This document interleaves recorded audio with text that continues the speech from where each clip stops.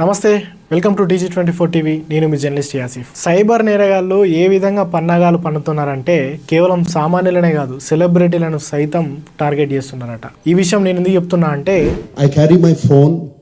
I'm always worried. Nagarjuna ఓ summit లో ఆయన జరిగినటువంటి ఒక అనుభవాన్ని షేర్ చేసుకున్నాడు. ఏమనట అంటే, దాదాపు ఒక 5 years కింద ఆయనకు జరిగినటువంటి సంఘటన ఏందట అంటే, మీరు డిజిటల్ అరెస్ట్ అయ్యారు, మీరు ఇక నుంచి మీరు ఎటువంటి లావాదేవీలు చేయడానికి లేదు, మీ బ్యాంక్ లో అమౌంట్ అంతా ఫ్రీజ్ అయిపోయిందని చెప్పేసి ఆయనను నిజంగానే నమ్మించేటట్టు టెంప్ట్ చేసి ఆయన దగ్గర నుంచి డబ్బు కాజేసే ప్రయత్నం చేసిల్లట.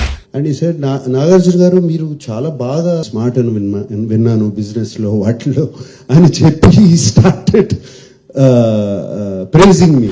అండ్ ఇంకోసారి మీ ఫ్యామిలీ వాళ్ళు నార్కోటిక్స్ టీమ్ ద్వారా చిక్కుకుపోయారు అని చెప్పేసి సంథింగ్ ఏదో చెప్పేసి ఆయన దగ్గర నుంచి డబ్బు కాయేసే ప్రయత్నం చేసిల్లట. అంటే హై సెక్యూరిటీ ఉన్నటువంటి సెలబ్రిటీ హీరో నాగార్జున ఆయన విషయంలోనే ఈ విధంగా జరిగిందంటే సామాన్యుల పరిస్థితి ఏంటి మీరే అర్థం చేసుకోండి. The hackers or the fraudsters, they were much ahead of time.